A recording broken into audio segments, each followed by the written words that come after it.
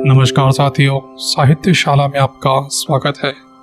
चलिए सुनते हैं आज की कहानी प्रेमचंद जी द्वारा रचित जिहाद। बहुत पुरानी बात है। हिंदुओं का एक काफिला अपने धर्म की रक्षा के लिए पश्चिमोत्तर के पर्वत प्रदेश से भागा चला आ रहा था। मुद्दतों से उस प्रांत में हिंदू और मुसलमान साथ साथ रहते आए थे। धार्मिक द्वेष का नाम न था। पठानों के जिरगे हमेशा लड़ते रहते थे। उनकी तलवारों पर कभी जंग न लगने पाता था। बात बात पर उनके दल संगठित हो जाते। शासन की कोई व्यवस्था न थी। हर एक जिरगे और कबीले की व्यवस्था अलग थी। आपस के झगड़ों को निपटाने का भी तलवार के सिवा और कोई साधन न था। जान का बदला जान था, खून का बदला खून। इस नियम में कोई अपवाद न था। यही उनका धर्म था, यही ईमान। मगर उस भीषण रक्तपात में भी हिंदू परिवार शांति से जीवन व्यतीत करते थे। पर एक महीने से देश की हालत बदल गई है। एक मुल्ला ने ना जाने कहां से आकर अनपढ़ धर्म शून्य पठानों में धर्म का भाव जागृत कर दिया। उसकी वाणी में ऐसी मोहनी थी कि बूढ़े जवान स्त्री पुरुष खिंचे चले आ रहे हैं। वह शेरों की तरह गरज कर कहता था, खुदा ने तुम्हें इसलिए पैदा किया है कि दुनिया को इस्लाम की रोशनी से रोशन कर दो, दुनिया से कुफ्र का निशान मिटा दो। एक काफिर के दिल को इस्लाम के उजाले से रोशनी कर देने का सवाब सारी उम्र के रोजे, नमाज और ज़कात से कहीं ज्यादा है। जन्नत की हूरें तुम्हारी बलाएं लेंगी और फरिश्ते तुम्हारे कदमों की खाक मलेंगे। खुदा तुम्हारी पेशानी पर बोसे देगा और सारी जनता यह आवाज सुनकर मजहब के नारों से मतवाली हो जाती है। उसी धार्मिक उत्तेजना ने कुफ्र और इस्लाम का भेद उठा। उन्हीं हुंदियों पर जो सदियों से शांति के साथ रहते थे हमले होने लगे। कहीं उनके मंदिर ढाए जाते, कहीं उनके देवताओं को गालियां दी जाती, कहीं उन्हें जबरदस्ती इस्लाम की दीक्षा दी जाती। हिंदू संख्या में कम है, असंगठित है, बिखरे हुए हैं। इस नई परिस्थिति के लिए बिल्कुल तैयार नहीं। उनके हाथ पांव फूले हैं। कितने ही तो अपनी जमा जथा छोड़कर भाग खड़े हुए हैं। कुछ इस आंधी के शांत हो जाने का अवसर देख रहे हैं। यह काफिला भी उन्हीं भागने वालों का था। दोपहर का समय था। आसमान से आग बरस रही थी। पहाड़ों से ज्वाला सी निकल रही थी। वृक्ष का कहीं नामो निशान न था। ये लोग राजपथ से हटे हुए पेचीदा और औघट रास्ते से चले आ रहे थे। पग पग पर पकड़ जाने का खटका लगा हुआ था। यहाँ तक कि भूख, प्यास और ताप से विकल होकर अंत को लोग एक उभरी हुई शीला की शाम में विश्राम करने लगे। सहसा कुछ दूर पर एक कुआं नजर आया। वहीं डेरा डाल दिया। भय लगा हुआ था कि जिहादियों का कोई दल पीछे से न आ रहा हो। दो युवकों ने बंदूक भरकर कंधे पर रखी और चारों तरफ गश्त करने लगे। बूढ़े कंबल बिछाकर कमर सीधी करने लगे। स्त्रियां बालकों को गोद से उतारकर माथे का पसीना पोंछने और बिखरे हुए केशों को संभालने लगी। सभी के चेहरे मुरझाए हुए थे और भय से त्रास्त हो रहे थे। यहाँ तक कि बच्चे जोर से ना रोते थे। दोनों युवकों में एक लंबा, गठीला, रूपवान है। उसकी आंखों से अभिमान की रेखाएं सी निकल रही है। मानो वह अपने सामने किसी की हकीकत नहीं समझता।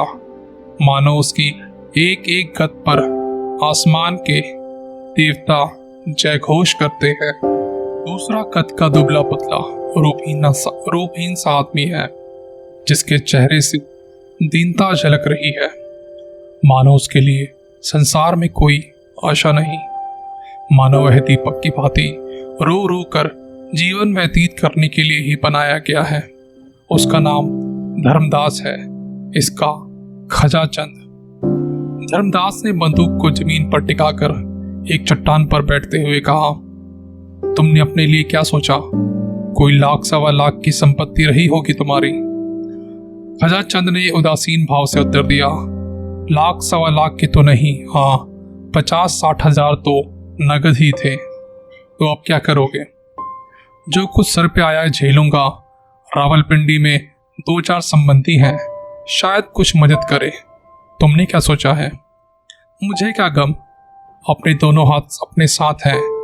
वहां इन्हीं का सहारा है, आगे भी इन्हीं का सहारा है। आज और कुशल से बीत जाए तो फिर कोई भय नहीं। मैं तो मना रहा हूं कि एक आध शिकार मिल जाए, 1 दर्जन भी आ जाए तो भून कर रख दूं। इतने में चट्टानों के नीचे से एक युवती हाथ में लोटा डोर लिए निकली और सामने कुएं की ओर चली।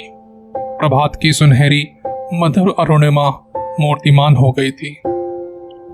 दोनों युवक उसकी ओर बढ़े, लेकिन खजाचंद तो 2-4 कदम चलकर रुक गया। धर्मदास ने युवती का हाथ से लोटा डोर ले लिया और खजाचंद की ओर सगर्व नेत्रों से ताकते हुए कुएं की ओर चला। खजाचंद ने फिर बंदूक संभाली और अपनी झेक मिटाने के लिए आकाश की ओर ताकने लगा। इसी तरह कितनी ही बार धर्मदास के हाथों पराजित हो चुका था। शायद उसे इसका अभ्यास हो गया था। अब इसमें लेश मात्र का भी संदेह नहीं था कि श्यामा का प्रेम पात्रा धर्मदास है। खजाचंद की सारी संपत्ति धर्मदास के रूप वैभव के आगे तुच्छ थी। परोक्ष ही नहीं, प्रत्यक्ष रूप से भी श्यामा कई बार खजाचंद को हताश कर चुकी थी, और वह अभागा निराश होकर भी ना जाने क्यों उस पर प्राण देता था। तीनों एक ही बस्ती के रहने वाले थे। श्यामा के माता पिता पहले ही मर चुके थे। उसकी बुआ ने उसका लालन पोषण किया था। वह बुआ के साथ ही रहती थी। उसकी अभिलाषा थी कि खजाचंद ही उसका दामाद हो। श्यामा सुख से रहे और उससे भी जीवन के अंतिम दिनों के लिए कुछ सहारा हो जाए। लेकिन श्यामा धर्मदास पर रिझी हुई थी। उसे क्या खबर थी कि जिस व्यक्ति को वह पैरों से ठुकरा रही है वही उसका एकमात्र अवलंब है। खजाचंद ने ही वृद्धा का मुनीम, खजांची, कारिंदा सब कुछ था, और यह जानते हुए भी कि श्यामा उसे जीवन में नहीं मिल सकती, उसके धन का यह उपयोग ना होता तो वह शायद अब तक उसे लुटाकर फकीर हो जाता। धर्मदास पानी लेकर लौट ही रहा था कि उसे पश्चिम की ओर से कई आदमी घोड़े पर सवार आते दिखाई दिए। जरा और समीर आने पर मालूम हुआ कि कुल 5 आदमी थे। उनकी बंदूकों की नलियां धूप में साफ चमक रही थी। धर्मदास पानी लिए ही दौड़ा और कहीं रास्ते में ही सवार उसे ना पकड़ ले, लेकिन कंधे पर बंदूक और एक हाथ में लोटा डोर लिए हुए बहुत तेज न दौड़ सका। फासला 200 गज से कम न था। रास्ते में पत्थरों के ढेर टूटे फूटे पड़े थे। भय होता था कि कहीं ठोकर खाके ना गिर जाए, कहीं पैर ना फिसल जाए। इधर सवार प्रतिक्षण समीप होते जा रहे थे। अरबी घोड़ों से उसका मुकाबला ही क्या, उस पर मंजिलों का धावा हुआ। मुश्किल से 50 कदम गया होगा कि सवार उसके सिर पर आ पहुंचे और तुरंत उसे घेर लिया। धर्मदास बड़ा साहसी था और मृत्यु को सामने खड़ी देखकर उसकी आंखों में अंधेरा छा गया। उसके हाथ से बंदूक छूटकर गिर पड़ी। 5 उसी के गांव के सूदी पठान थे। एक पठान ने कहा, उड़ा दो सिर मरदूत का, दगाबाज काफिर। दूसरा, नहीं ठहरो, अगर इस वक्त भी यह इस्लाम कबूल कर ले तो हम इसे मुआफ कर सकते हैं। क्यों धर्मदास, तुम इस दगा की क्या सजा दी जाए? हमने तुम्हें रात भर का वक्त फैसला करने के लिए दिया था, मगर तुम तो इसी वक्त जहन्नुम पहुंचा दिए जाओगे। लेकिन हम तुम्हें फिर मौका देते हैं, यह आखिरी मौका है। अगर तुमने अब भी इस्लाम कबूल ना किया तो तुम्हें दिन की रोशनी देखनी नसीब ना होगी। धर्मदास ने हिचकिचाते हुए कहा, जिस बात को अक्ल नहीं मानती उसे कैसे? पहले सवार ने आकर आवेश में कहा, मजहब को अकल से कोई वास्ता नहीं। तीसरा, कुफ्र है, कुफ्र है। पहला, उड़ा दो सिर मरदूत का, हुआ इस बार। दूसरा, ठहरो ठहरो, मार डालना मुश्किल नहीं, जिला लेना मुश्किल है। तुम्हारे और साथी कहाँ हैं धर्मदास? धर्मदास, सब मेरे साथ ही हैं। दूसरा, कलाम शरीफ की कसम, अगर तुम सब खुदा और उसके रसूल पर ईमान लाओ तो कोई तुम्हें तेज निगाहों से भी नहीं देख सकेगा। धर्मदास, आप लोग सोचने के लिए और मौका ना देंगे? इस पर चारों सवार चिल्ला उठे, नहीं नहीं, हम तुम्हें नहीं जाने देंगे, यह आखिरी मौका है। इतना कहते ही पहले सवार ने बंदूक छतिया ली और नली धर्मदास की छाती की ओर करके बोला, बस बोल, क्या मंजूर है? धर्मदास सिर से पैर तक कांप कर बोला, अगर मैं इस्लाम कबूल कर लूं तो मेरे साथियों को तो कोई तकलीफ ना दी जाएगी। दूसरा, हाँ, अगर तुम जमानत करो कि वे भी इस्लाम कबूल करेंगे। पहला, हम इस शर्त को नहीं मानते, तुम्हारे साथियों से हम खुद निपट लेंगे, तुम अपनी कहो, क्या चाहते हो, हाँ या नहीं? धर्मदास ने जहर का घूंट पीकर कहा, मैं खुदा पर ईमान लाता हूँ। पांचों ने एक स्वर में कहा, अहमद बिल्लाह, और बारी बारी से धर्मदास को गले लगाया। शामा हृदय को दोनों हाथों से थामे यह दृश्य देख रही थी। वह मन में पछता रही थी कि मैंने क्यों इन्हें पानी लाने भेजा। अगर मालूम होता कि विधि यूं धोखा देगी तो मैं प्यासों मर जाती, पर इन्हें न जाने देती। शामा से कुछ दूर खजाचंद भी वहीं खड़ा था। शामा ने उसकी ओर शुभ नेत्रों से देखकर कहा, अब इनकी जान बचती नहीं मालूम होती। खजाचंद बंदूक भी हाथ से छूट पड़ी। शामा, ना जाने क्या बातें हो रही हैं, अरे गजब, दुष्टों ने उनकी ओर बंदूक तानी है। खजाचंद, जरा और समीप आ जाए तो मैं बंदूक चलाऊं, इतनी दूर की मार इसमें नहीं है। शामा, अरे देखो, वे सब तो धर्मदास को गले लगा रहे हैं, यह क्या माजरा है? खजाचंद, कुछ समझ नहीं आता। शामा, कहीं इसने कलमा तो नहीं पढ़ लिया? खजाचंद, नहीं, ऐसा नहीं होगा, धर्मदास से मुझे ऐसी आशा नहीं है। शामा, मैं समझ गई, ठीक यही बात है, बंदूक चलाओ। खजाचंद, धर्मदास बीच में है, कहीं उसे ना लग जाए। शामा, कोई हर्ज नहीं, मैं चाहती हूं पहला निशान धर्मदास ही पर पड़े। कायर, निर्लज, प्राणों के लिए धर्म त्याग दिया, ऐसी बेहयाई की जिंदगी से मर जाना कहीं अच्छा है। क्या सोचते हो? क्या तुम्हारे भी हाथ पांव फूल गए हैं?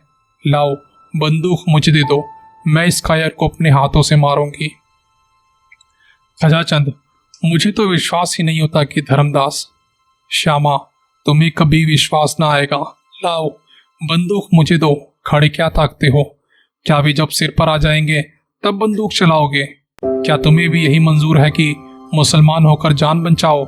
अच्छी बात है, जाओ, श्यामा अपनी रक्षा आप कर सकती है, मगर उसे अब मुंह न दिखाना।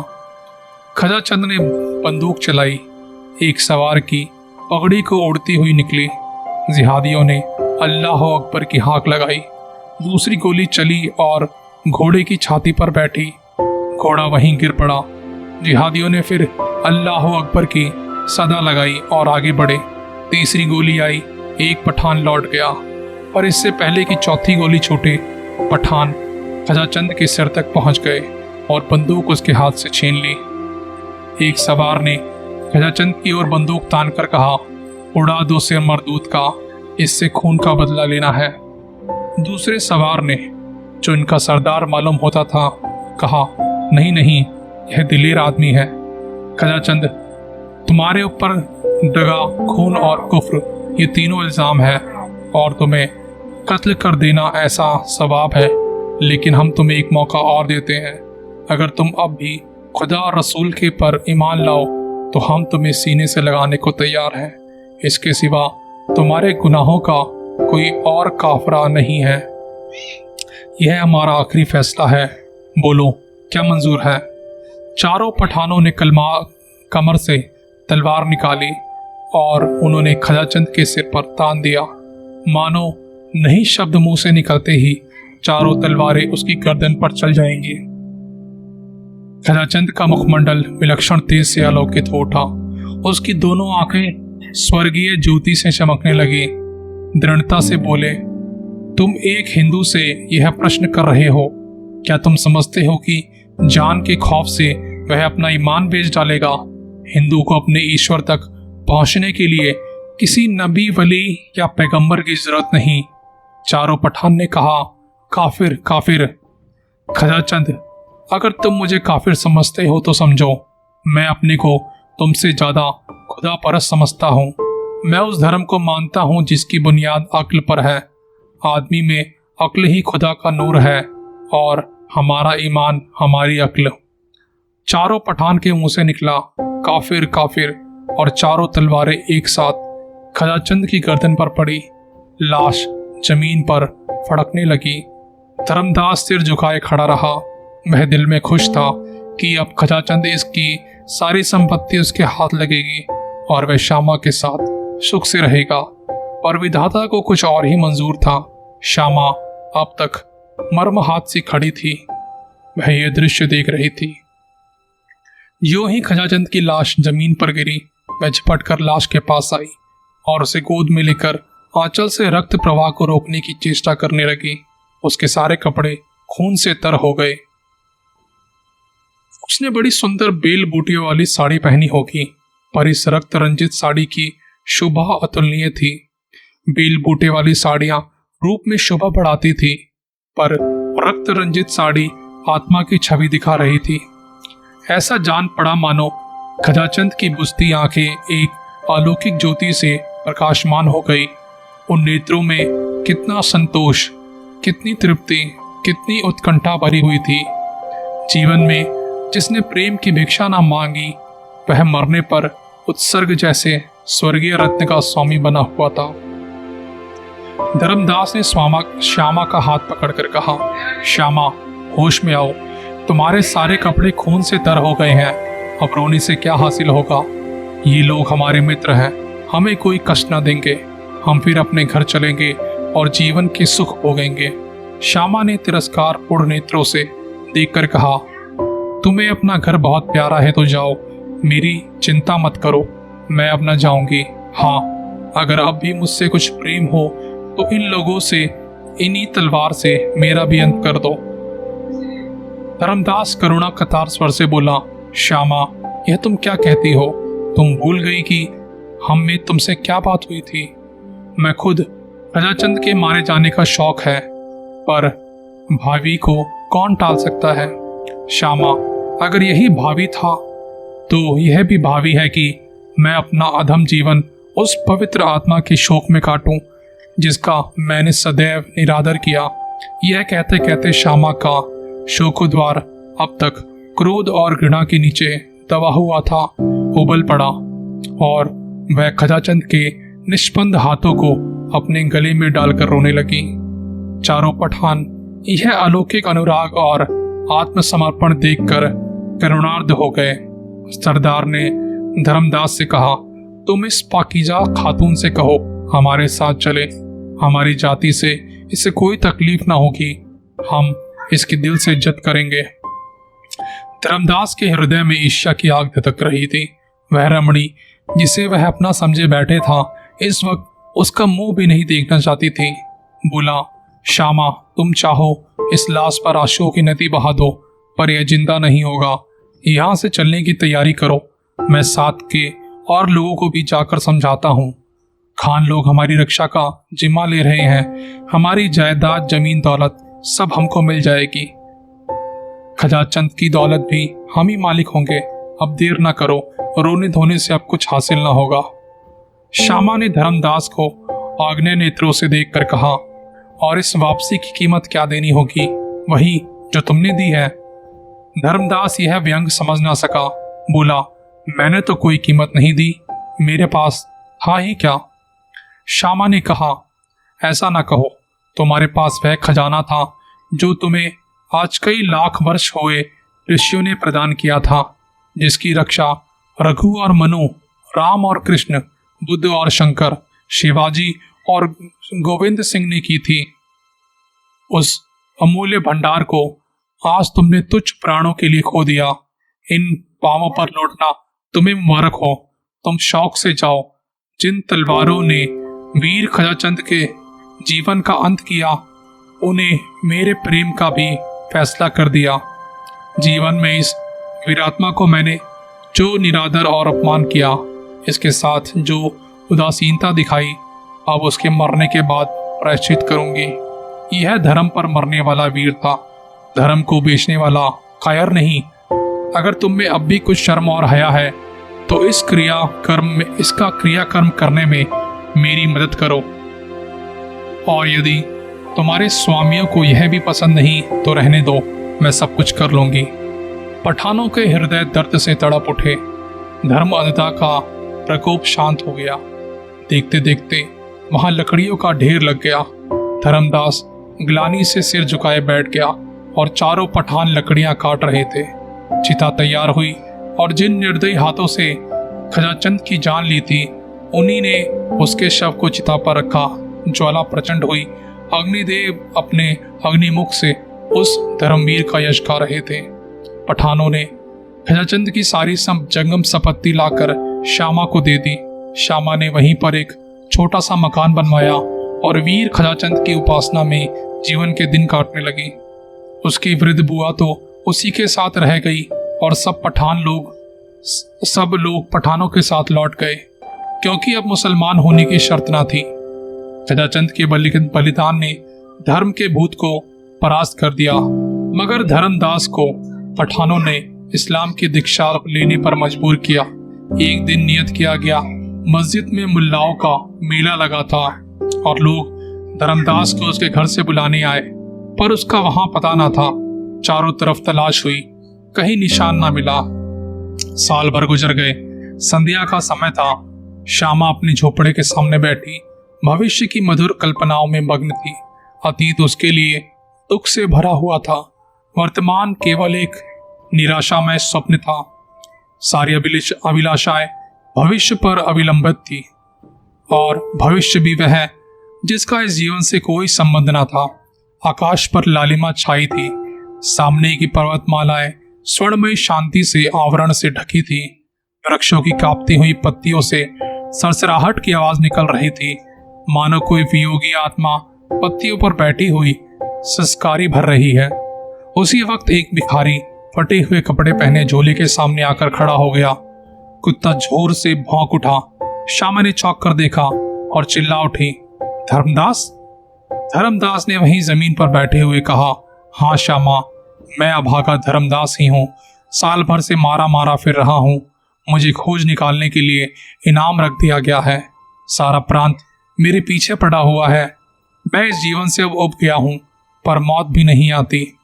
धर्मदास एक क्षण के लिए चुप हो गया और बोला, क्यों श्यामा, अभी तुम्हारे हृदय मेरी तरफ से साफ नहीं हुआ? तुमने मेरा अपराध क्षमा नहीं किया? श्यामा ने उदासीन भाव से कहा, मैं तुम्हारा मतलब नहीं समझी। मैं अब भी हिंदू हूँ। मैंने इस्लाम नहीं कबूल किया है। जानती हूँ, यह जानकर भी तुम्हें मुझ पर दया नहीं आती। श्यामा ने कठोर नेत्रों से देखा और उत्तेजित होकर बोली, तुम्हें अपने मुंह से ऐसी बातें निकालना शर्म नहीं आती? मैं उस धर्मवीर की व्याता हूँ जिसने हिंदू जाति का मुख उज्जवल किया है। तुम समझते हो कि वह मर गया। यह तुम्हारा भ्रम है। वह अमर है। मैं इस समय भी उसे स्वर्ग में से बैठा हुआ देख रही हूँ। तुमने हिंदू जाति को कलंकित किया है। मेरे सामने से दूर हो जाओ। धर्मदास ने कुछ जवाब न दिया। चुपके से उठा, एक लंबी सांस ली और एक तरफ चल दिया। प्रातःकाल श्यामा पानी भरने जा रही थी, तब उसने रास्ते में एक लाश पड़ी हुई देखी। 2-4 गिद्ध उस पर मंडरा रहे थे। उसका हृदय धड़कने लगा। समीप जाकर देखा और पहचान गई, यह धर्मदास की लाश थी।